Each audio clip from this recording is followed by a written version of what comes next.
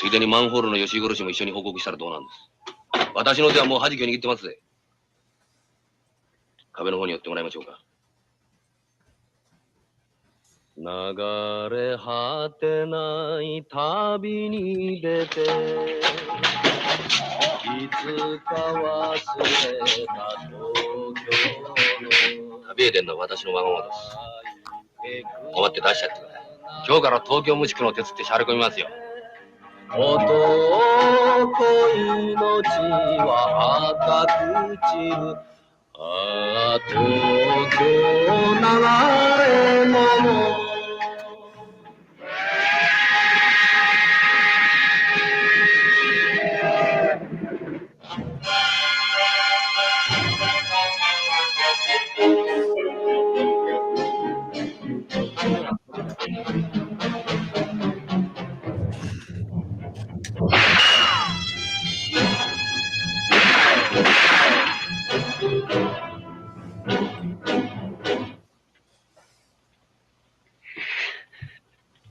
なぜ俺はやらなかった。生地仏心を起こしたばっかりに、こんな貴様は地獄行きだ。今日限り貴様の伝説を消してやる。不知長の手塚。夢はいらない花ならば、花は散ろうし夢も散る。どうせ散るなら男花、恋も捨てたぜ君に。ああ、東京流れ物。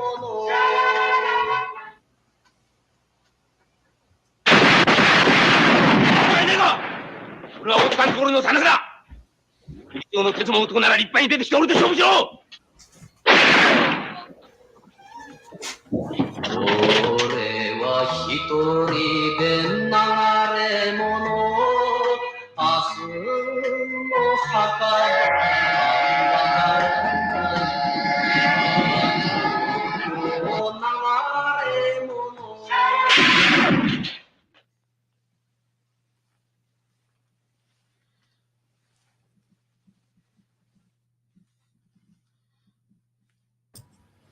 All right.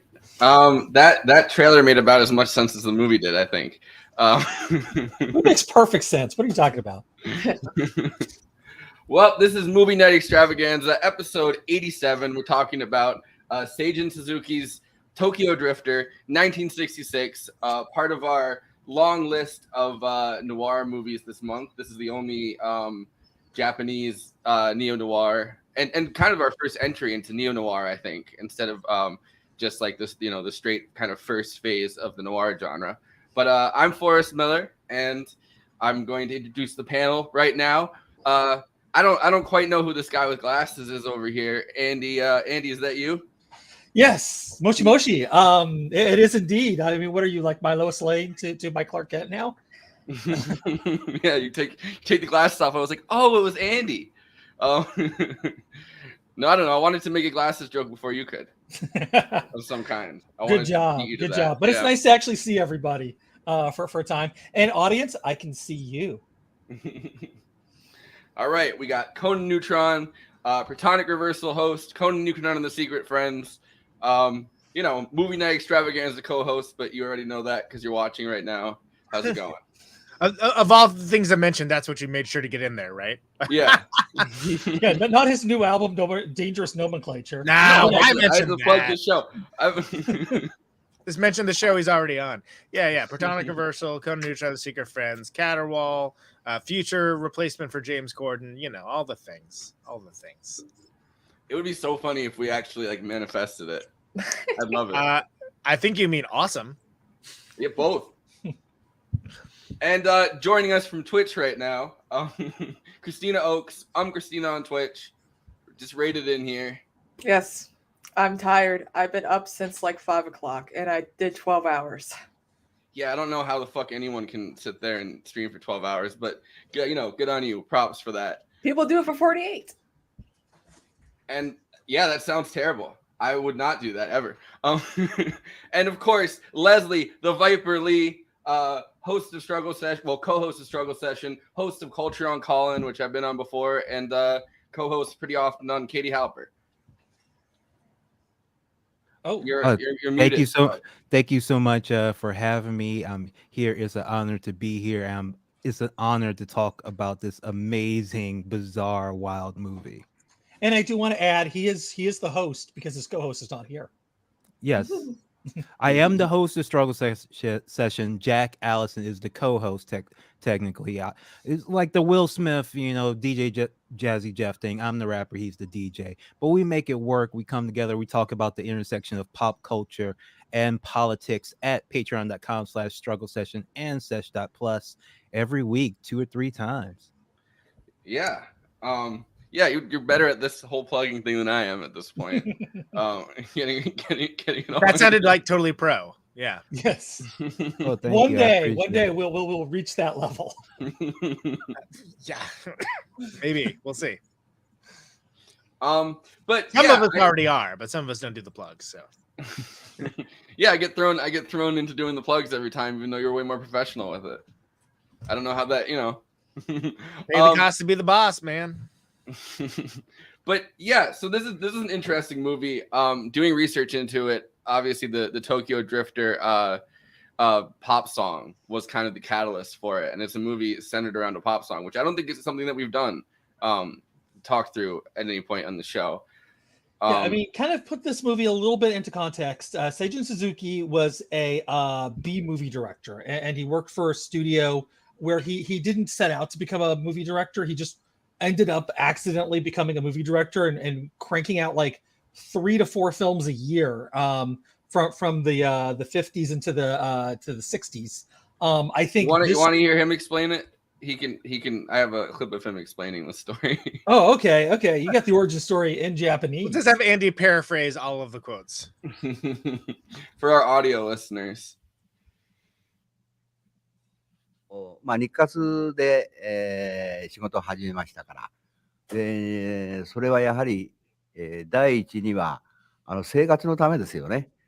だからそういうことが頭にあるので、では映画というものに、どう対処していいかってことは、その日活の中の、全てのその社員の流れですよね。ですから生活を第一に考えてたから、あまりその映画作品に対して、これはと思うような思い込みっていうのはあんまりありませんでした。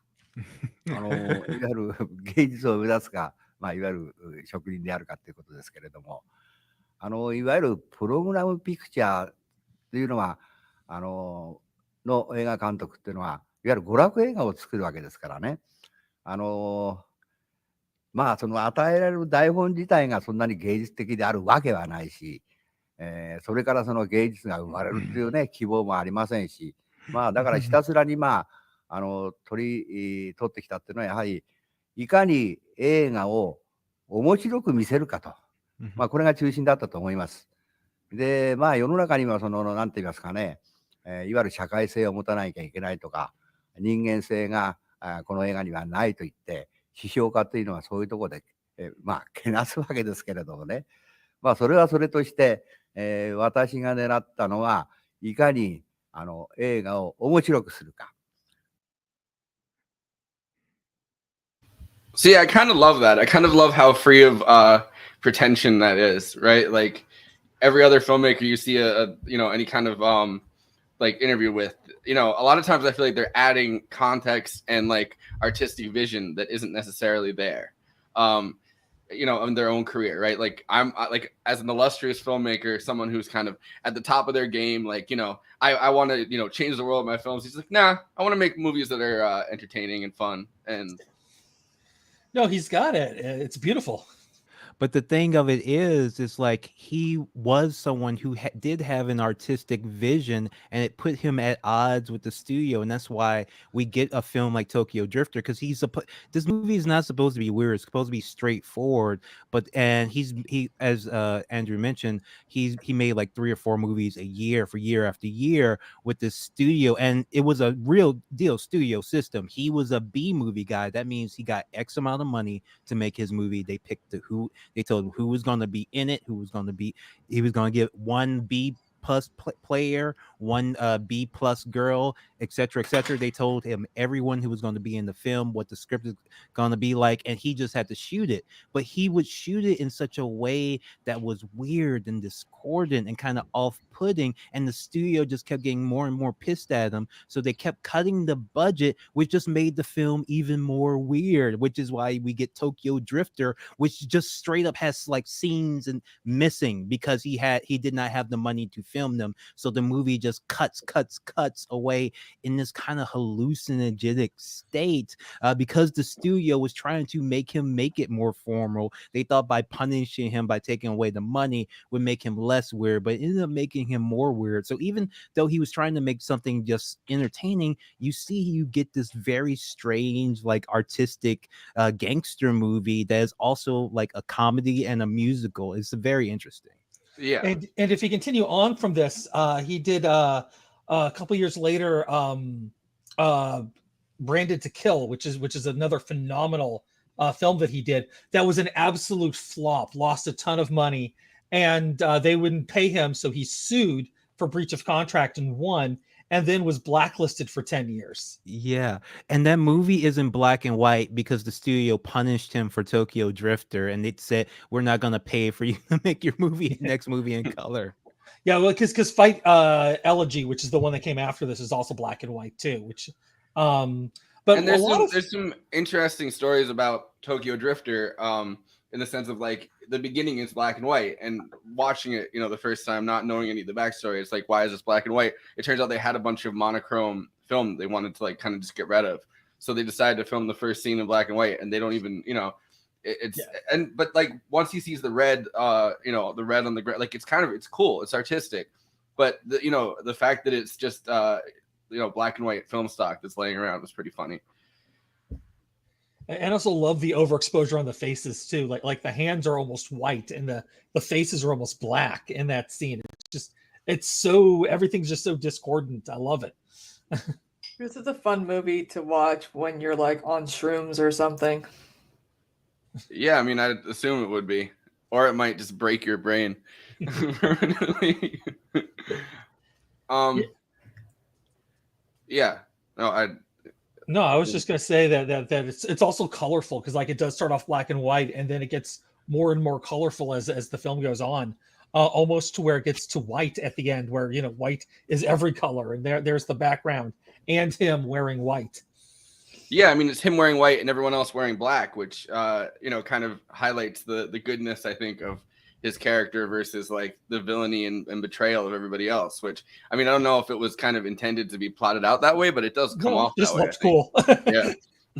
Yeah, that's the thing about Suzuki. There's no hidden meaning for anything. If it looks cool, it flies, and that's the one rule you have with his stuff.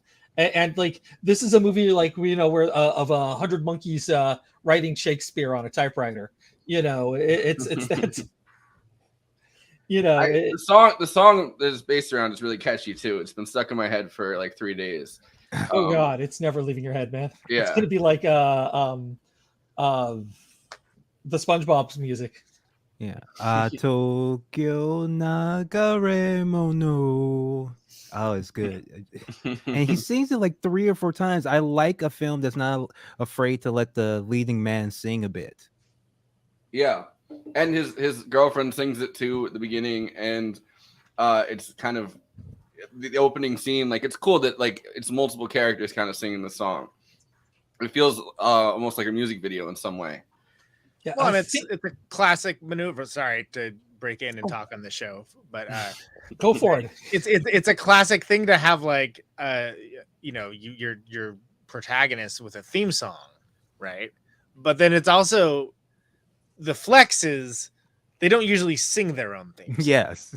That's the thing, and that's what's like. Oh, I think about like repeated themes and stuff like that. We've talked about it on this show, right? Like, Night the Hunter and stuff like that. Like they have, like, they have certain bits and things that Peter and the Wolf, stuff like that. But yeah, it's not normally like it's this is a pop song, ostensibly, that the main character who is referenced in the song is singing.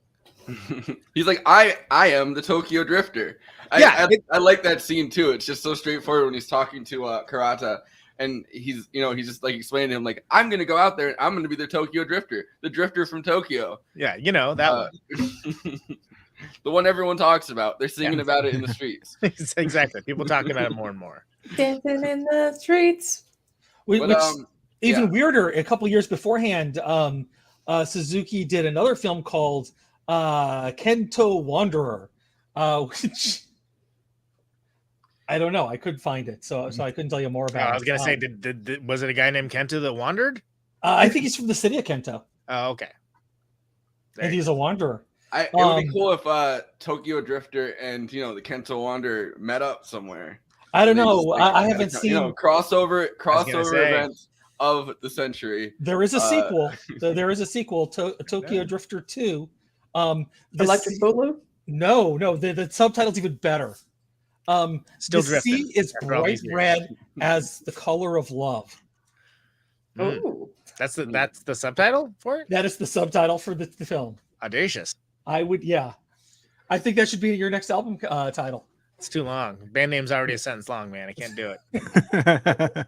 I think that it's cool also this movie kind of intersects two that are kind of going on simultaneously, two different kind of subgenres of Japanese film, which is like, the Yakuza version, which the first half of the film kind of classically is, and then like the Ronin kind of samurai wanderer subgenre, which we talked about Ran on This Is Revolution 2 months ago, I think, or Sounds 3 right. months ago. Yeah, I was seeing Gang of Four, but you guys talked about it. Yeah. And kind of a similar thing with not necessarily disgrace, but the warrior that gets sent away from either his warlord or like or his band of samurai, like whatever it is, and has to like kind of wander endlessly in exile. And I think in a way it feels like in this movie, right, like when he's like, oh, I'll be the Tokyo Drifter, he's like kind of jumping on that subgenre and being like, oh, like plenty of people do this. They just kind of wander endlessly around. Like, I'm gonna do that too, and like I'm gonna have a cool name, and this isn't gonna be bad for me. This might be an improvement. I'll have my own theme song. It'll be a hoot. Yeah, and don't forget also a Western, because that big bar fight in the middle or towards the end. Yeah, it's kind of like a parody of Westerns. Although Suzuki says that he wasn't actually trying to parody Westerns, which he clearly was, but it kind of resembles almost like the Great Pie fight at the end of Blazing Saddles, like that kind of thing where everyone just ends up fighting each other. Yeah, he has almost all the violence in this movie is funny, and he says this is because he was in World War II. And he saw some shit. He talked about the fact that how he got blown off the deck of the ship, and he was seeing the ship being bombed, and his buddies dying, and he said it was horrifying, but it was also kind of funny. And so that's his experience in World War II, and you can see how that kind of translate to the slapstick violence that you see here, because it can be very silly, but then like people just get straight up shot in the head too, like a second later in like the same scene. Yeah, and the guy kind of ends his own. There's two kind of I mean, I guess humorous. They're humorous in that they're cut so weirdly. Number one, and number two, they're just placed so weirdly within the film.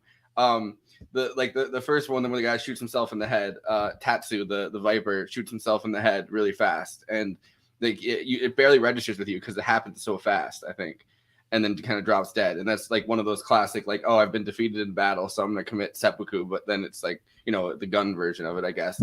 And then the second one is at the end of it, Kurata, like they're kind of doing their dance, but they're just kind of going into the background. You see him just slit his wrist, and the blood just spurts out of him. Yeah. Yeah, that once again like happens in the background, and it happens so fast that it's like humorous. Well, it's the execution of it, so to speak. Yeah, And that makes it so humorous, right? I mean, like, and that's kind of like, I didn't know so much about like the sabotage by budget that was being discussed earlier, but that actually makes way more sense of why this movie is the way that it is. Because it's you got to admire the dogged determination of someone that's been given any stumbling block possible. They're like, no, this isn't going to stop me. I'm still going to make something awesome. It's just, as with anything with budget, there's certain things that you're like, well, I guess I have to not care about that now. And in some cases, maybe that's the plot or script. But, hey, it works out all right. You got a cool looking movie, great. Good on you. Made something cool for people to enjoy. Great. And he also had like this group of people close to him that he worked with that he called the Gang of Eight. I love their work in the Senate. Yes. And they would, work on the script together, but then they'd also, each of the Gang of Eight would have different jobs in the production behind the scenes as well. And so they'd be there on set to be able to do rewrites real quickly on the fly. And because they were doing like these things at breakneck speed. In fact, Branded to Kill came out like 14 hours after they finished editing it. Yeah. His famous thing is he can edit a movie in a day. And he talks about that at length in that long interview. He's like, well, listen, I don't think it takes more than a day to edit something. I think you can just kind of. And this is when they're like slicing film and putting it together. Yeah. I was gonna say, which is way different than like firing at Premiere and doing a few judicious cuts. Like that's weirdly impressive. Accent on the weird, but also accent on the impressive.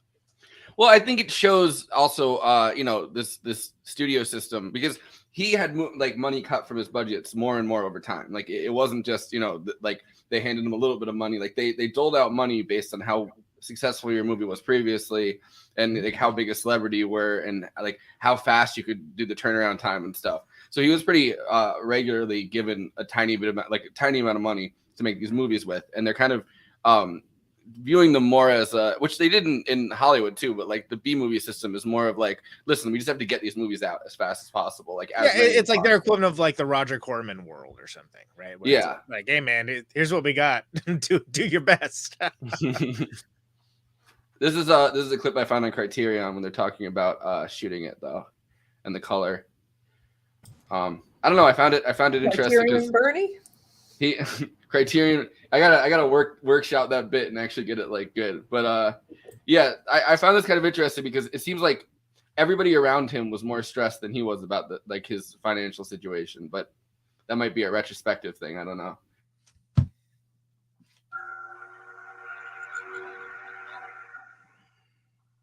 監督が本当にそうやって撮ったかは知りませんけども、あのモノクロのシーンは皆さんがね、出来損ないのフールがいいってわけね。で、それでやろうって言ったわけ。最後に赤いおもちゃが出てきますよね。あれを撮りたいためにモノクロにしたんじゃないでしょうか。つまり全編を通じて、血の匂いがするという、そういう意味合いで、わざと際立たせるために、周りを黒くしちゃったんじゃないかな。というふうに僕は解釈してますけどね。やっぱり出だし見るぐらい違えようと思ったんじゃないのかね。止まれ。いいものくれてやるからこっちを向け。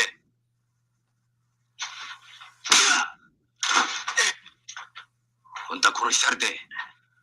まあ、普通ヤクザって現代ヤクザっていうと黒い背広着てサングラスしてっていうのが多いけどね。ところがまあ今回その背景が、まあ、雪のシーンとセットも白。大体背景が白なんで黒ではどぎつすぎると。そういう意味合いから、色をやられました。それと、歌謡もんだから、歌謡映画だから、そんなに新規臭いものにしないように、ああいう色使いをしたんじゃないですかね。そうやった方がお客さんが楽しむんじゃないですか。同じ色じゃなくて、ね、ワンカットワンカット違った方が楽しいでしょ。ただ雪景色で一番ショックだったのは赤いポストですよね。素晴らしいカットですよ、あれは。死を予見した話でしょ。シーンでしょ。これからどうなるかっていうね。あれはもう鈴木清純独特な撮影方法だから、撮り方だから。あれは参った。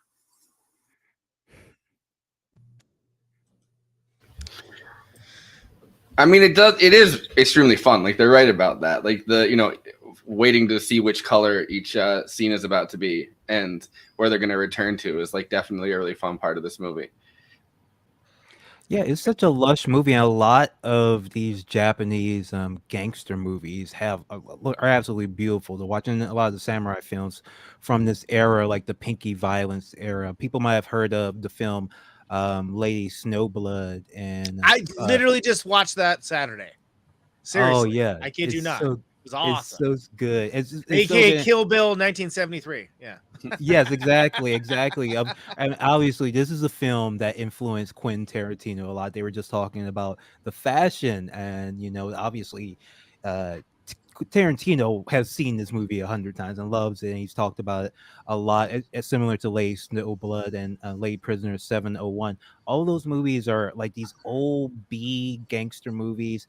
A lot of them were like teen girl gang movies. They're so good and so beautiful and have great cinematography. And as you can see with Tokyo Drifter, even if the plot isn't always coherent, it moves along. There's always something cool happening. Some cool guys are getting some cool fights about some honor or something. There is a great period of film that I really actually appreciate Tarantino for highlighting to people and helping people discover. Yeah, he's done a lot. Taking a lot of his influence from Japanese filmmaking in general too. And I don't know, it's kind of a fascinating time period because like just churning movies out that fast and still having people make like extremely beautiful products out of it. Whether or not the plot is coherent within that, like, is always it's kind of fascinating. I don't know, this movie specifically is so like artistic in the way that they're thinking through the sets and like whatever you want to say about the plot, like the sets are dazzling.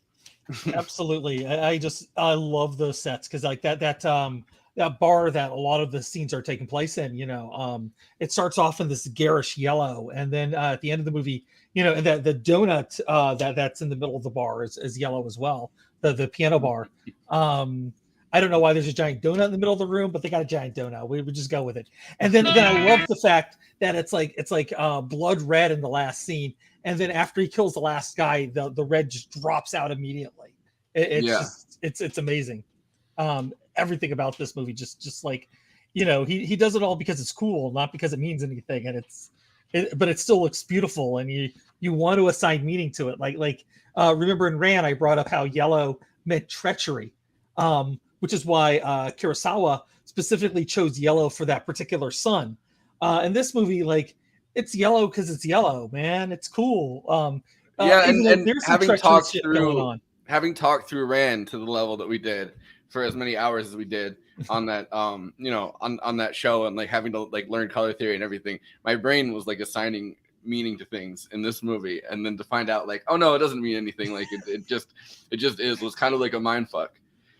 Forrest actually by the end of that episode, he pretty much looked exactly like this. The famous bisexual lighting scene in Tokyo Drifter. Yeah, well, I think Tokyo Drifter had every sexual kind of lighting.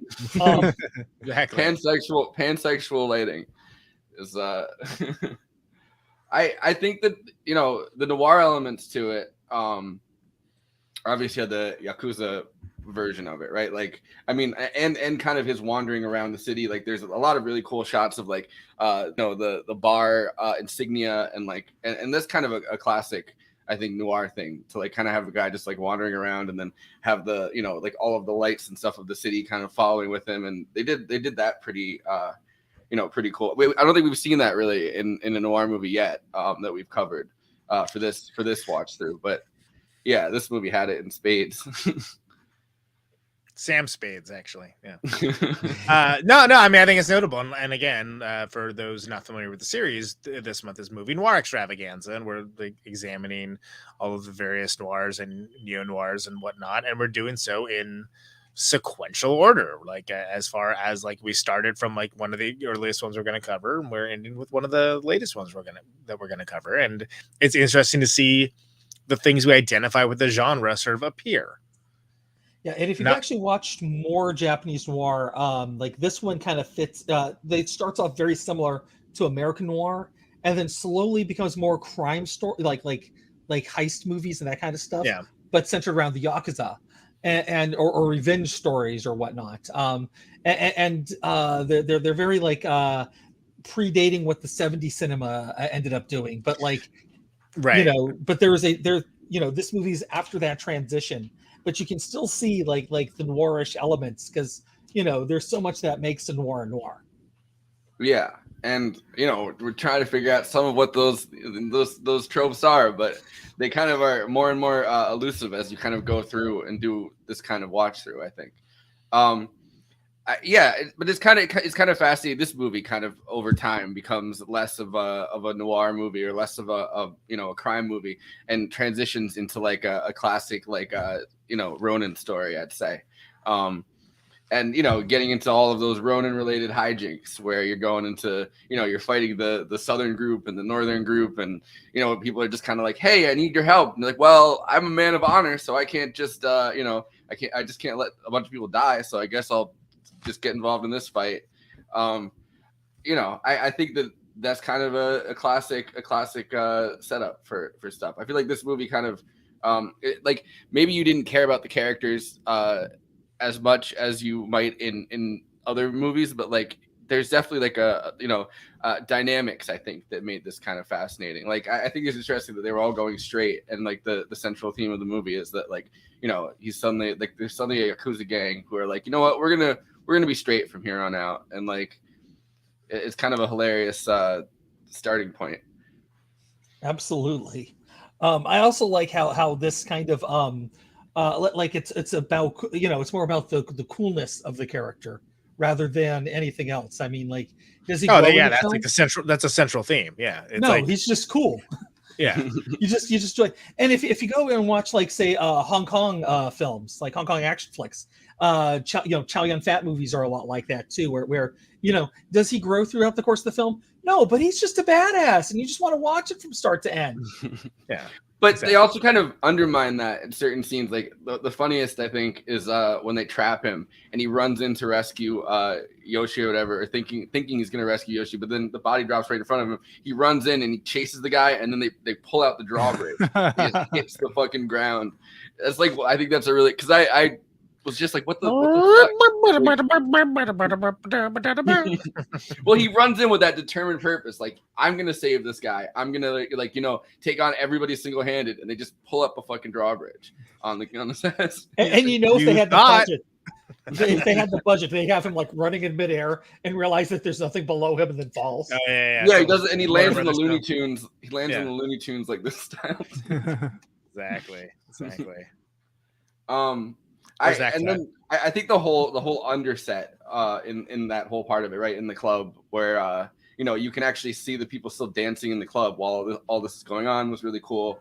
And it kind of he has to, like, when he has to crawl out of the tunnel or whatever, I thought that, you know, that was all some really interesting budget filmmaking. And Oh, go ahead, Leslie. Yeah. They mentioned in that last clip the snow scene, where that it looks absolutely phenomenal, absolutely amazing, but it is like not. It's just like it's not like a lot happening. It's just like this kind of natural setting, but it looks absolutely beautiful, phenomenal. One of the most beautiful things you ever see. But it's not like super expensive or difficult or tricky. Yes, Yeah. and it reminded me very much. And I think Paul Smith in Uncanny X-Men, when Wolverine was in Japan, probably pulled some imagery from this movie to make that sequence there. I think Suzuki's filmmaking also, like, it's kind of interesting that it inspired, like, whether or not he was kind of thinking it through. I think his filmmaking techniques inspired a lot of like more modern artists, which is something that we saw again with last week's Charles Lawton Night of the Hunter, right? Like a lot of filmmakers are insanely inspired by that guy's one movie. In this case, I feel like Suzuki is someone who definitely didn't get his due while he was working for that studio at least. And it's kind of interesting to see in retrospect, and in a completely different country, honestly, like the inspiration that people like Tarantino take from it. Yeah, he did get the due he deserved in his lifetime. Just he was making movies up until just before he passed away. And people still were like praising him because Criterion was putting just about everything he did out, which is crazy because it's like if say China decides to put all of Roger Corman movies out as like the most premium thing, but I mean, but their culture is significant, right? All the Godzilla movies are in Criterion as well, and some of them are horrible. And I say that as a fan, but it's like there's Criterion editions of them because they're culturally important. So, and that's why Criterion needs to make movies not just for the 1%, not just at $27, but flash sale prices all year round, and that is my 2024 platform. I'm surprised you haven't done a Jordan Peterson today. I'm not. I don't have that range today. He's gone too far over the line. I'll walk right off this show. Not beautiful.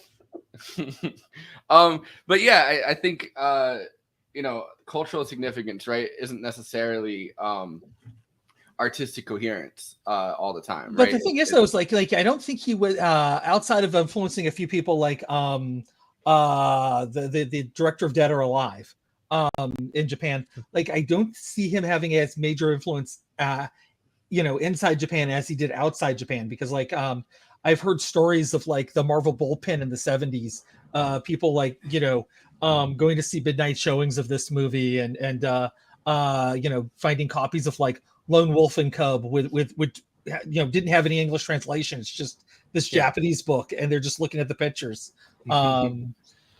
which is kind of crazy. And later on, movie series too. I mean, they made movies of that as well. But but I take the point. Comics, also like in the 70s they didn't have like home video, so like occasionally Chinatown would show movies that aren't Chinatown. That's all they show in Chinatown. Instantly, the movie Chinatown popped into my mind.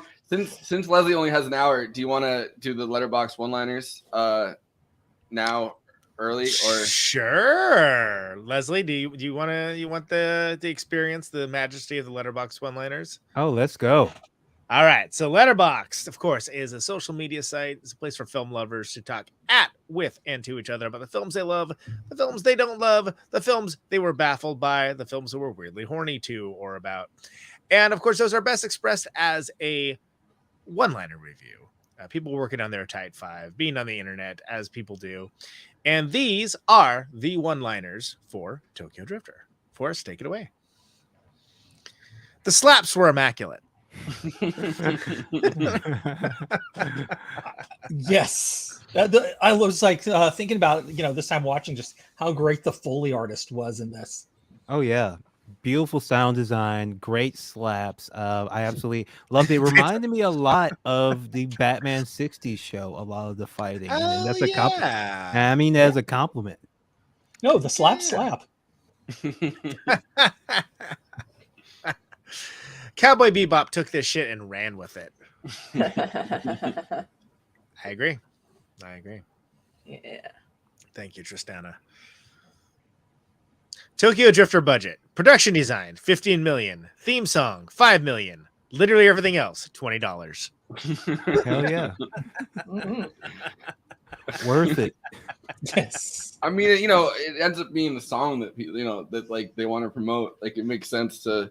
Like if nothing else, it's the world's best most colored music video, right? Like Yeah, it's the trapped in the closet of its day. Exactly. Without the sexual ramifications. This film is so cool, my TV needed defrosting afterwards. Facts. Nice. Oh yeah, very timeless cool in this. It's still cool to this day, 50, 60 years on. Mhm. yeah. It's hard to pull off. Sometimes not having any idea what happened is how you know it's noir. That should be the tagline for this season of Movie Night Extravaganza this month. It's like our checklist. Does this movie make sense? No. Perfect.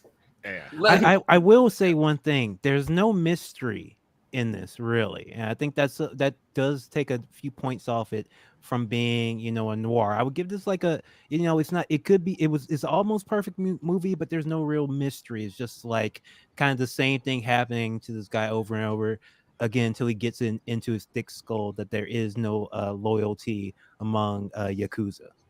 Yeah. Yeah, and he's Cool guy still running at around the doing end. cool guy stuff. Exactly. 5 minutes before the movie's over, he's still kind of holding on to the hope that he's not gonna throw me to the wolves. The guy's like, no, Yeah, he is. yeah. He's gonna fucking throw you to the wolves. And he's like, I don't know.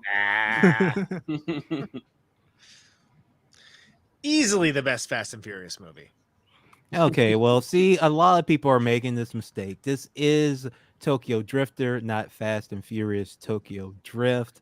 I'm glad I was already familiar with this film before you invited me on, because that's a mistake I could have easily made as well.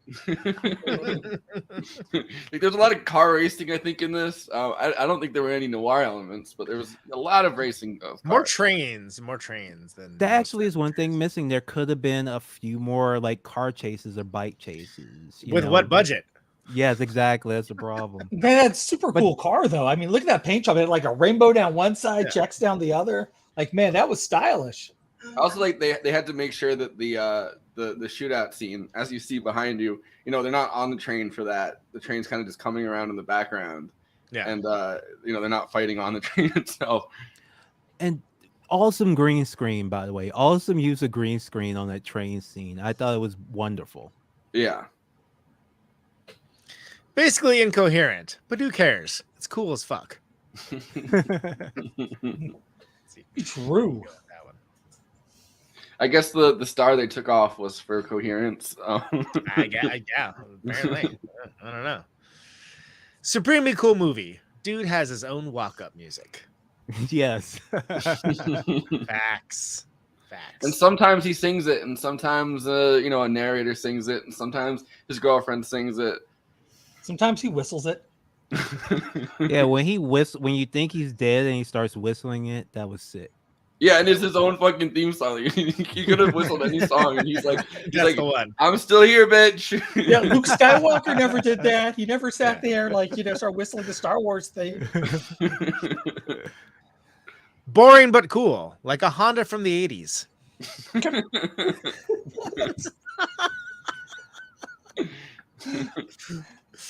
I don't get it. I don't necessarily agree, but I laugh. It's an hour 20 minutes long, and it's half music. I'm not sure, and then the other half is shootouts. I'm not sure. Like a Honda from the 80s, apparently. Yeah, I don't. Man, what kind of Honda is he driving? It beats me, man. I'm one with its own theme music. Sounds awesome. I want his car. Speaking of which, yeah, the hero sings his own theme song to psych out his enemies. Next level move. The guy gets so pissed too. The guy gets so mad. He's like, he's on the ground. He's dead. It doesn't matter. And then you start singing the song. The guy's like, oh my god. Those are the Letterboxd one-liners for Tokyo Drifter. You can follow the show Moving Extravaganza on Letterboxd, which is Forrest over there. I, of course, am Coda Neutron. You can follow me as well. I'm all over that stuff. J. Andrew World over here is on there, and he's He's watching all the stuff that you had no idea existed, let alone if you wanted to watch it or not. You can follow him as well. Kristina Oaks. I'm Kristina. I swear she's on this show, people. She's on there as well, and is maybe. I did my first review. Did you really? Okay, fantastic. Yes, of Aquaman. All that was Did I like Aquaman? Leslie, I don't think you're on Letterboxd, are you? No, I am not. I refuse. I refuse. I'm sorry, because I saw the most horrific thing I've ever seen. Someone gave a negative review to like Everything Everywhere All at Once, I think it was. Give me their name and I will find them and hurt them. Well, what happened was then someone went to his letterbox and was like, hey, you've never watched an Asian movie before, you're racist, only because he had not put like everything movie he ever watched on Letterboxd. So I will never have a Letterbox now because people will come for you. I'm not willing to make that kind of commitment. To be fair though, like I've seen your people responding to you on Twitter, and people get extremely unhinged about like little movies you don't like. They're like, oh yeah, I've seen people write it out without even like adding you, and they're like, Leslie Lee didn't like the new Matrix, and that's why. And then it's the most unhinged rant you've ever seen in your fucking life. Yeah. In this essay, I will discuss. Yeah, I've had that happen a few times, but I'm sure it's a great site for people who who never once appeared on a podcast that every guy thinks they have a right to appear on Chapo Trap House. Ever since then, it's like every person who gets mad at me on the internet stays real mad at me. Yeah. Don't talk about Avatar either. But that said, I use it just for the watch list. But like the watch list function alone is actually very useful for me. Oh, that's useful, yes. Because I'll be like, hey, that sounds good. I'll put that on there and be like, oh yeah, cool. I'm gonna watch it. Anyway, whatever. We're not sponsored by them. It's just a bit I do in this show because I think it's funny. Oh yes, it's very useful. Whatever. It ain't nothing to me. I mean, I'm just saying I like the site. Are we doing plugs now too, or are we gonna do that at the end? We should probably let's do that further on the end. But I wanted to play one more clip while we still have Leslie. This is the second half of them talking about shooting this movie. Tokyo Drifter, the movie that we're presumably talking about. I just did a whole bit on it. I mean, I'm kidding. We should also, I hate to be the guy, but like when we do cover a lot of foreign films, so that guy that came for the guy that Leslie saw would not be able to talk trash to us. But when we have clips that don't have subtitles in the audio version of this, we should maybe summarize what was being said, because it probably could be daunting for people that don't speak Japanese. Yeah. I meant to mention that at another show, but here we are. I mention it now. Hooray! と言われるとセブンが好きですからね。娯楽映画の最高、娯楽映画としていいからです。いい映画だなとか、これはつまんないなという、そういう判断はされるでしょうけども、それを真似っこしようなんて、あるいは影響を受けるなんてことはまず考えられない。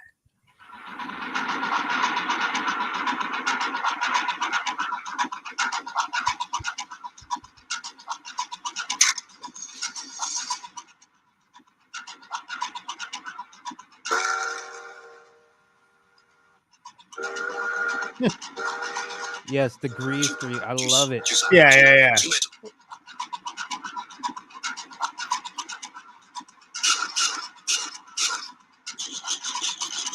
それはまあ、いわゆる会長の方針がスターシステムですからね。スター中心の映画ってことになってますからね。監督をこっちが撮ろうが、A の監督が撮ろうが、C の監督が誰でも言っておかしいけれども、とにかくスターを中心の映画作りということですね。で、たまたま流れ物は渡哲也がいてて、渡哲也を少し売り出そうと。渡さんのことというのはね、最初会社は渡を売り出す映画だからっていうことで来たわけよね。で、ところが出来上がったのはね、そうじゃなかったらしいんで、会社が見たのは。で、渡を売り出し損ねたと会社は言ってました。で、出来上がったものっていうのは、すべて監督の責任ですよ。誰の責任も音楽が悪い。それも監督の責任。シナリオが悪い。それも監督の責任。だからすべてそうです。なんでこの役者をもうちょっとうまく使わないんだ。それも監督の好きに。そういうふうにみんななっちゃうんですよね。渡りを売り出そうとしたけれども、売り出せなかったっていうのが会社のあれです。怒られたっていうのを取り直しはしましたよね。ラスト深夜なんかの取り直しはしましたよ。会社が言うんだからしょうがねえじゃねえよ。たどついたってしょうがないもん。裏階段を使って、主役がそこによく上がって、で、あとは、クズさんが取ってきた東京のネオンサインを全部入れた。でもやっぱり封入りの写真がなかったから封入りはしましたよね。だから緑のつっては何だって。こっちは平和の象徴だって言ったけどダメだ。So they're talking about the the studios. It was like they were trying to promote their stars, right? And then like they didn't feel that was it Tetsuo Watari they was adequately enough to promote him, and he basically got to sneak in some of his stuff almost because they were like pressed for time, really. But yeah, that's I like how he says in it, the green moon is a symbol of peace. Cut it. But it's like the one time anything in this movie means anything. Yeah, the one time the colors actually have some like meaning or value, and it's like no, get rid of that. It's like everything else is great though. Keep all the rest of it. All that crazy shit. Yeah, great. It's so funny that they think that this movie didn't promote Watari enough. Maybe the original cut was very different, but he looks like the coolest dude every single time he's on screen. There's criticism. He gets to sing. He gets to fight. He gets to shoot. He gets to look all cool while being like, I don't want to do this anymore. And then getting drawn into it, which honestly is the coolest thing you can really do in one of these movies, right? Is to be like, I'm done with this. I'm throwing it off. No more violence for me. And then to get drawn back into just when I thought I was out, they pulled me back in, Well, it's one of the movies that kind of establishes that sort of trope, right? Because that wasn't like a tired hackney thing at this point. That was sort of like still kind of like a newer storytelling concept. And like of the criticisms you could lobby at this movie, the fact that it didn't make its protagonist look cool enough. What? Did you see the same damn movie? What were you watching? Yeah, I mean, I think it's also interesting that they operated so much in the star system because that's how like old Hollywood they kind of work too. And a lot of the more auteur style of cinema that kind of came around in the 60s and 70s happened because directors at that point were like, we're tired of not being stars at the center of things. Like we should take this into our own hands. And people like Coppola kind of started their own, so to kind of have it be that it's kind of that, but like on steroids almost, right? Like this version of the studio system where it's like it doesn't really matter who's directing this whatsoever. At the same time, it's all the director's fault if anything goes wrong, but it doesn't. Directors are a dime a dozen. Exactly. You have to have someone to scapegoat if it doesn't go right. And otherwise, the producers really did all the work. Okay, all right, we get it. If it's a hit, I mean, nothing new under the sun for that, right? Was it failure has 1,000 fathers, failure only has one father, but success has I don't know. I think you had it right the first time. I think it's but anyway, whatever. It doesn't matter. Yeah, we get it. Yeah, I like that. Kristina basically looks like she could be from this movie. Lighting and all too. Lighting, yes, representing all the colors from the film. Yes, that was in a marathon sesh that has ended with discussion of this film, more or less. Yes, colors. We're for them. Now more than ever. Conan, you kind of look like you're also dressed for the theme as well, since you're wearing black and white. I'm glad you noticed, Kristina. Thank you. I do. There is a logic to what I picked for my apparel for this show. It may not be immediately apparent, but I did, in fact. I'm smart. Great minds think alike. There you go. Kristina is 80% of the colors of this movie, and then you're the last 5 minutes.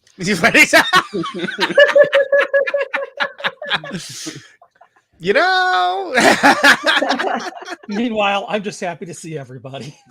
Well, Andy has vision, so that's good. We like that too. Which is weird, being the artist of the channel. Right, Yeah. exactly. Since Leslie only had an hour, I want to give him a chance to do final thoughts and plug anything that he wants to. Just we always do final thoughts where we just kind of either summarize what we wanted to talk about in this or add anything that we didn't get to, or Yeah, I just want to say that this film is just such a joy to watch visually. It's just a movie, and that's something that has almost seemingly entirely been lost in like mainstream American filmmaking. And just like a film that's, cheaply made, a goofy gangster movie with barely a plot to plug a crappy pop song, still absolutely visually stunning.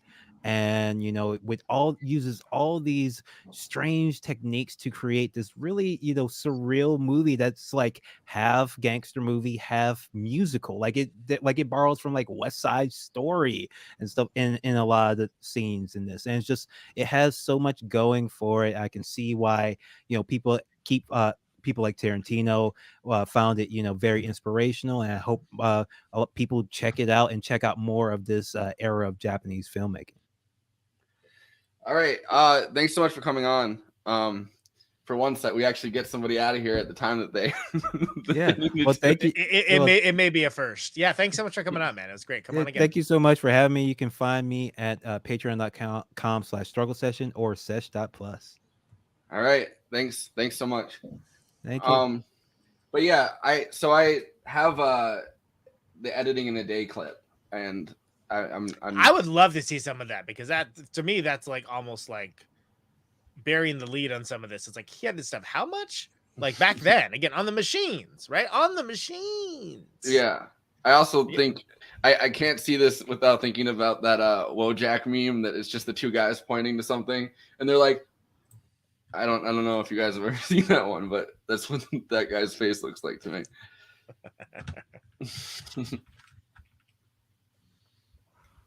編集が非常に容易なことって言いますかね、一日でできちゃうっていうことについての質問ですけども、これは松竹大船の映画作りが非常に影響していると思うんです。で、結局必要なカット以外は取るなっていうのがね、命題って言いますかね、余計なカットを取るなと。とにかく必要なカットしか取っちゃいけないよっていうのが、大船の伝統みたいなものでしたからね。それが気持ちの中に、残したんでしょうから、必要な、本当に余計な、だから全部いろいろこうやってて、捨てカットっていうのは一切、ほとんど言ってないんですよね。だから取った順に、それは映画っていうのは頭を取って、一番ケツを取って、次は真ん中を取るってことが、これは往々にしてあることですけれども、あとはその番号が振ってありますからね、その番号順に並べていけば、まずそれで編集ができてしまうわけですよね。だから、一つのカットの中で、いわゆる NG と OK っていうのがありますよね。それからキープっていうのがあって、その選択はしますけれども、もうそれを選択が終わっちゃったら、あとはもう、順番通りにつないでいけばですね、もうそれでできちゃうわけですから、編集に時間をかけるってことはまずありません。これもその理由をつければ、なんだっけ、スポットライトを当てるとか、それからバックが一色になっちゃうとかっていうのは、それもあんまり、なんですかね、これはというあれはないんだけれども、根本的には、そういうことをして、観客の目をそこに集中させるっていうのは一つの目的ですよね。でしかもそれが観客がそれを見てギョッとなるとが一番いいわけですよ。でそういうのがこちらは映画だと思ってますからね、観客をとにかくびっくりさせるってことが。だからいわゆる意味を聞かれればそう答えざるを得ないわけです。ただもう一つもっと大きく言えば、当時はこの横長の絵ですからね。でこれはどうしてもいわゆる舞台の作りになりますよね。いわゆる、35ミリの縦長の構図じゃなくて横長の構図になってきますから。と横長の構図っていうのは割合にその人物の動かし方がロングに行くと不鮮明になってしまうわけですよね。でそのためにいや、ロングの言った人物も、際立つためには、スポットライト当てなきゃならない。まあ、そういうなんか、横長サイズの制約というのがございますよね。だからその制約の中で、いかに、そういうなんか技術的なことをやるかっていうのも一つの問題だったわけですね。だからそれをまあ、利用したっていうのかな、横長サイズの制約を逆に、利用したと。まあ、そういうことじゃないかと思います。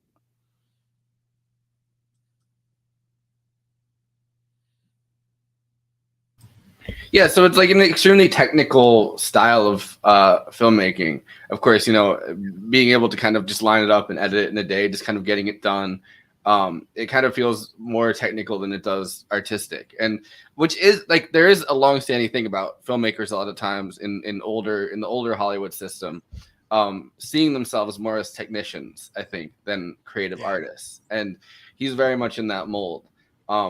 I mean, which makes sense. Like, you know, he's just trying to make a living and having a hard time doing it in this system because he's not necessarily the studio's favorite person in the world. You know what I mean? Like, so that part of it makes sense to me. But yeah, especially after that lawsuit he won.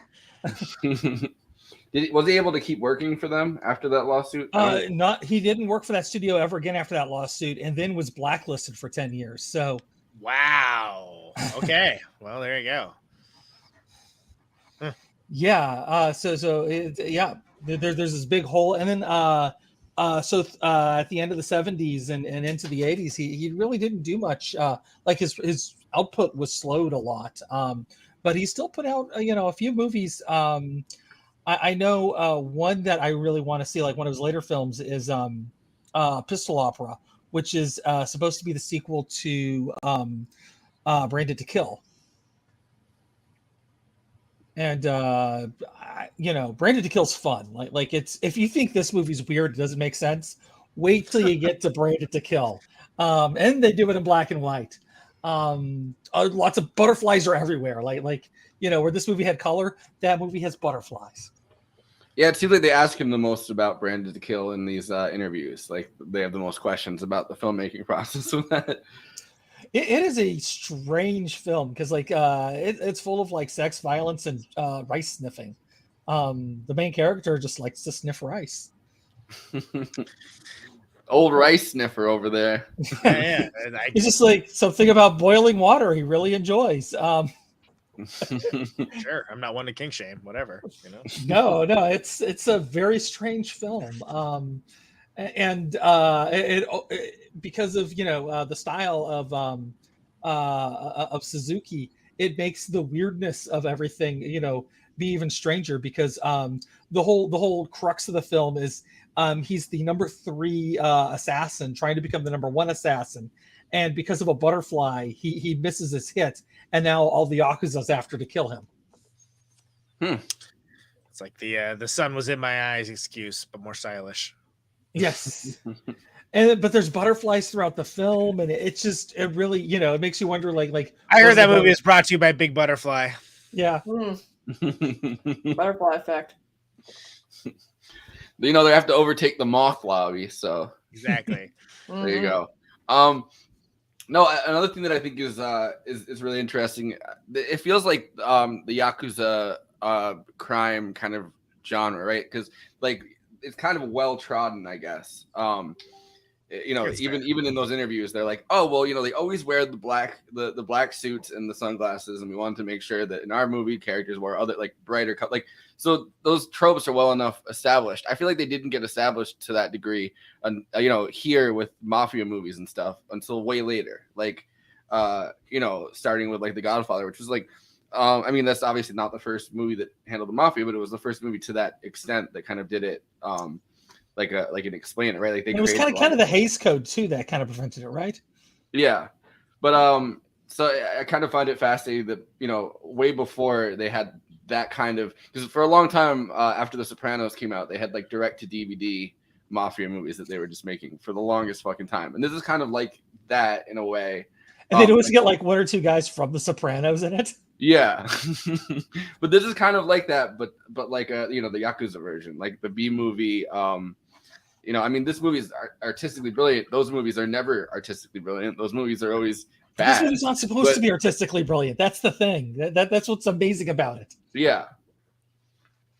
The whole studio, was constantly churning out these B Yakuza movies, and they're not supposed to be these artistic things at all. Yet, here's one just amazingly doing it.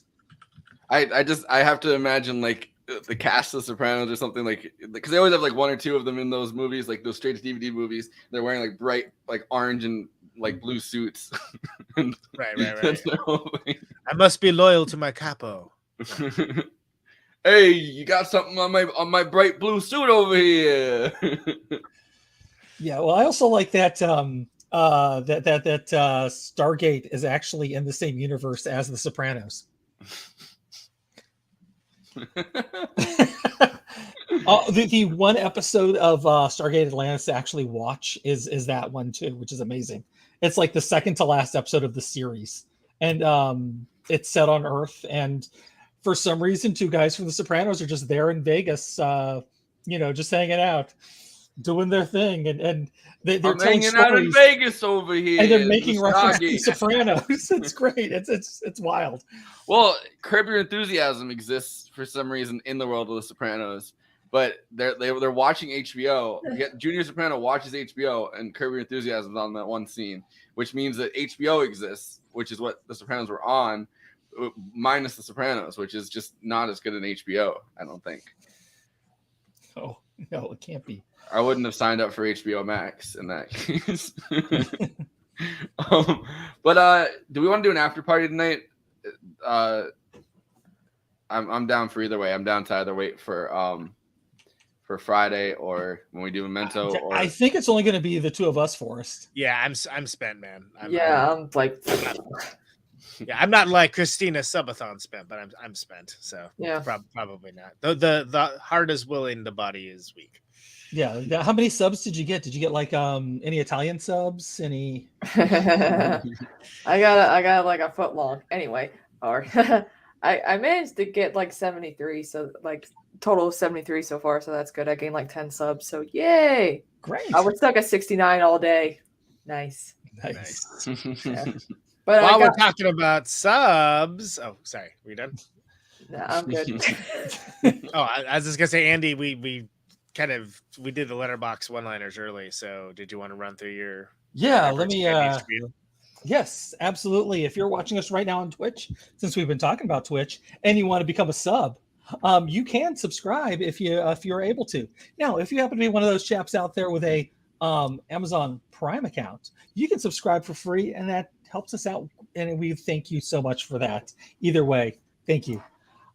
If you are watching us over on YouTube, like, subscribe, comment, hit that bell, and this is the big ask right here. Watch the video to the end. You got a great Conan Neutron song, so what are you guys complaining about? You can watch it to the end. It's a cool guy. It's a cool guy Conan song. It's a good walking around noir song. I snap walking every around single time being a it cool comes guy. on. I'm just like, Makes me want to walk around Vienna. It's great. It's great. We have a Patreon for the patrons. You can party forever, which is great. Our after parties are. Yeah, you kind of buried the lead on that one. Yes, we have after parties after most episodes. We're gonna have one probably on Friday for Memento. And if you go on there, you get the party that day, right? It's for everyone, but you get the party forever if you become. Apparently, you get to party for forever. Yeah, like that's a new one on me. I'm like, really, for forever, huh? That's a promise.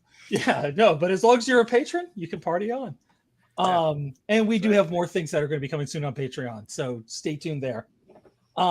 If you happen to be, if you can, subscribe to Katrina on Kristina.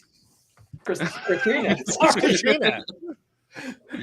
Doing something new here, folks. I got notes and I'm screwing it up with my notes.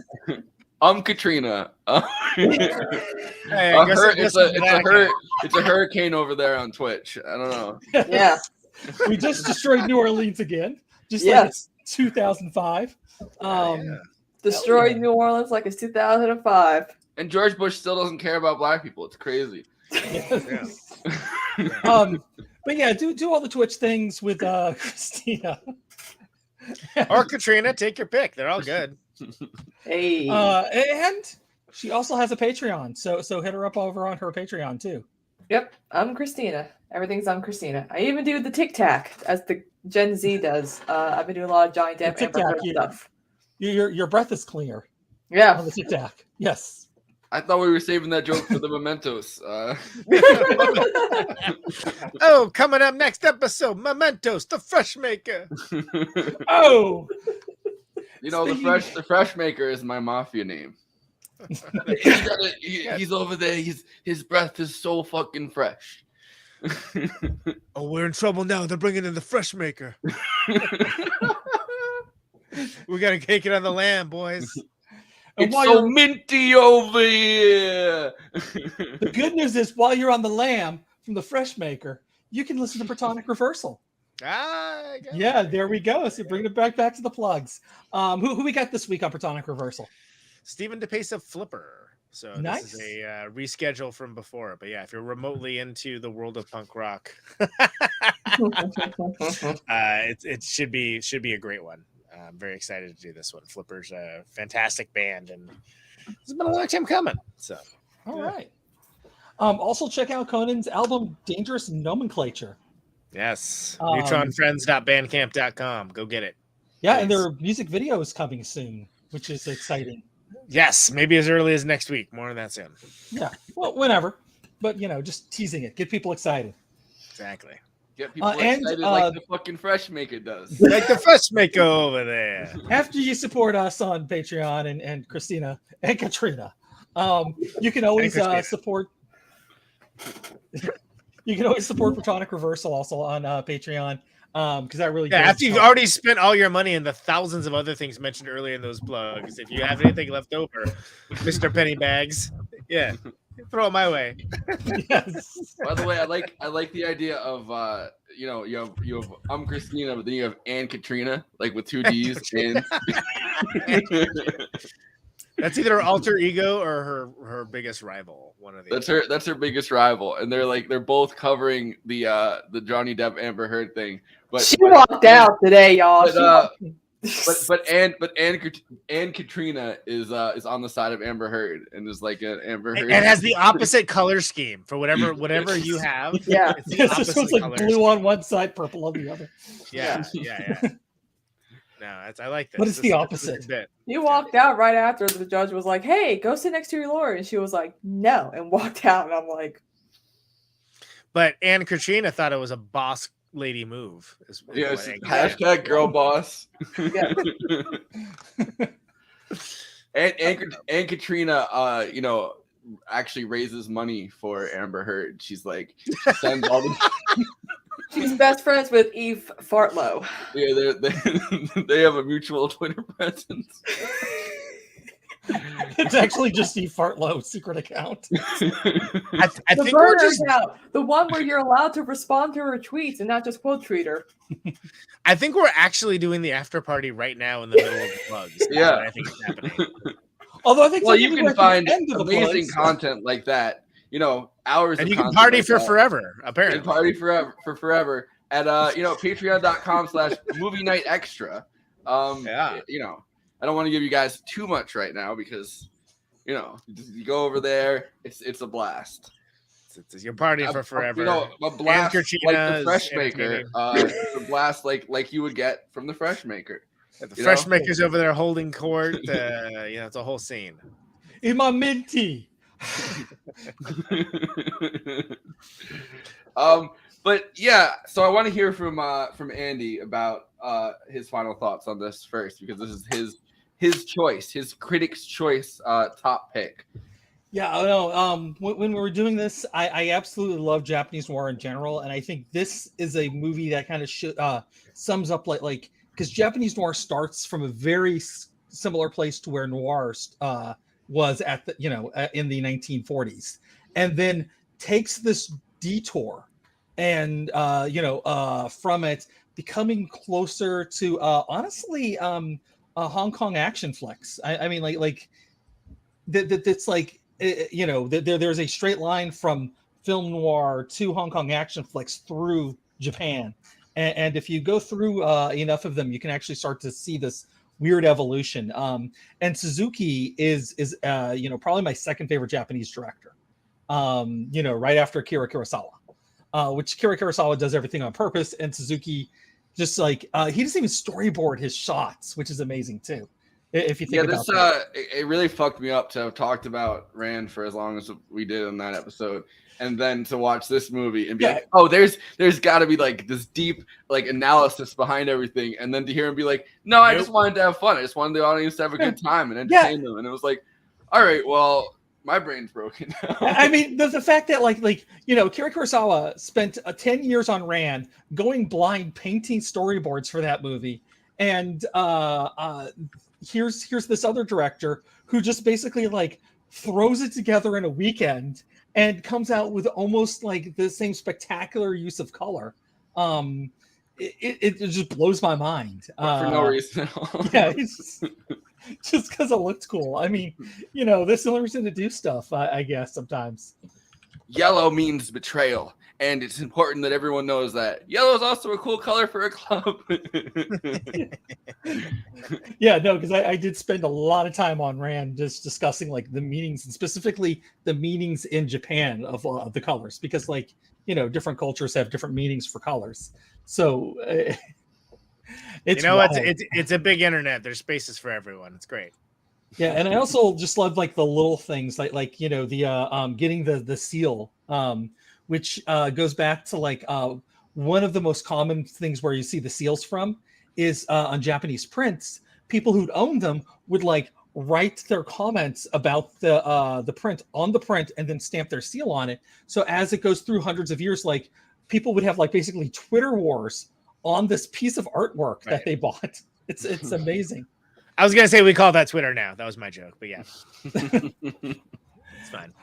But like, someone's writing it out and they're like, "My name is E. Fartlow, and I just wanted you to know on this piece of artwork, it looks too much like Palestine, and I don't like that." Indeed. That's and true, you can't though. comment because I just burned the print. Yeah, exactly. That's the equivalent of disabling comments. Yeah,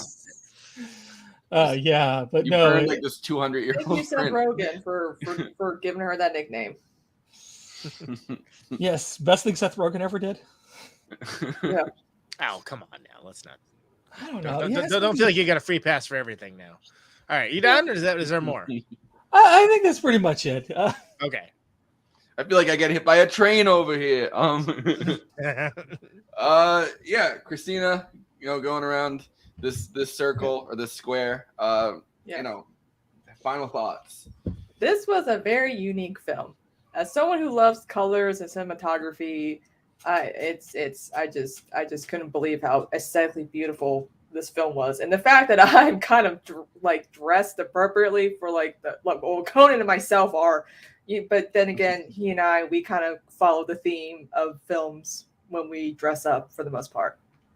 But Frankie also agrees. He's driving me nuts. He loved the film too. He was like, "Ooh, colors! I like colors." And I highly recommend this film. I'm so glad that I did not get it mixed up with Fast and Furious, Tokyo Drift. Dude, Although there it was would've been so hilarious. If it would have been a different movie, I would be like, "Oh, fuck." It was. I allowed one Fast and Furious related Letterboxd one-liner because there were so many and I was like, no. Come on, you need to up your game, Letterboxd. But anyway,